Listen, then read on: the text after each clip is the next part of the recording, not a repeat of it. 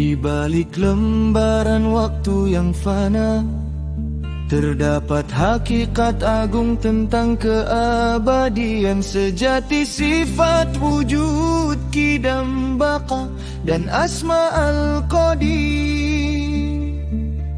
menegaskan bahwa Allah Maha Nyata, ada terdahulu dan kekal tanpa awal,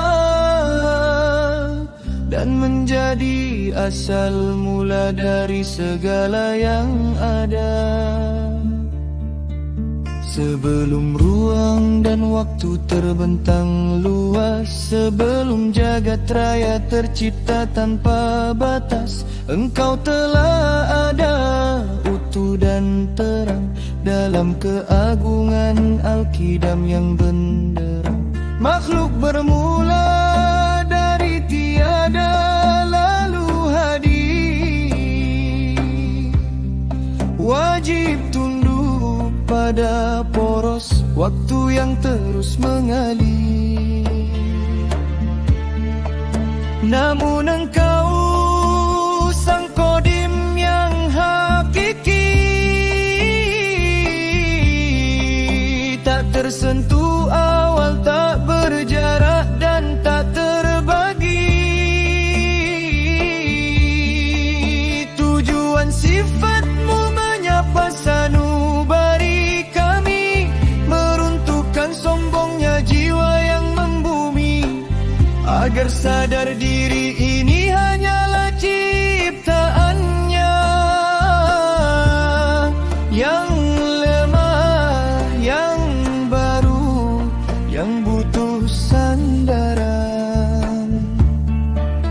Di hadapan keabadianmu yang mutlak, hati yang gundah kembali tunduk tegak, mengikis ragu pada fana yang menipu.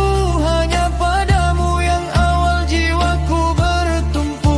Di balik fana yang membentang luas, ada wujud yang tak berawal batas. Dialah Al-Qadim yang maha sempurna, sebelum waktu dan masa tercipta.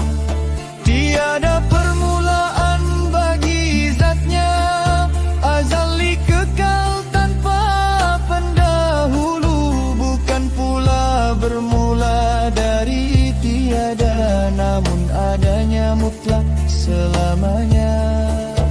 Wahai diri yang terikat ruang dan waktu, renungkanlah bahwa sifat qidamnya Allah sebagai jalan penentu,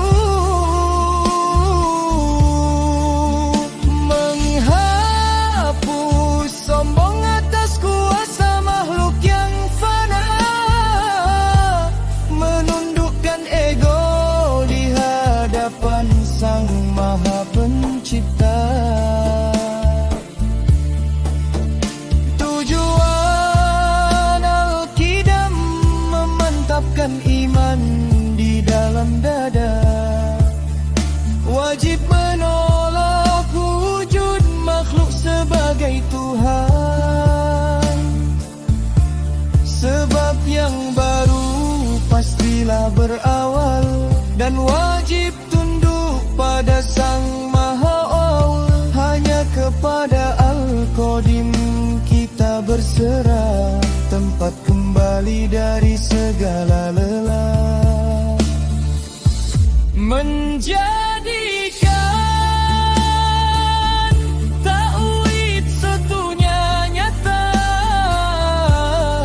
mengesahkan Allah yang Maha Esa dan Maha Perkasa, tempat wajib kita beribadah dan meminta,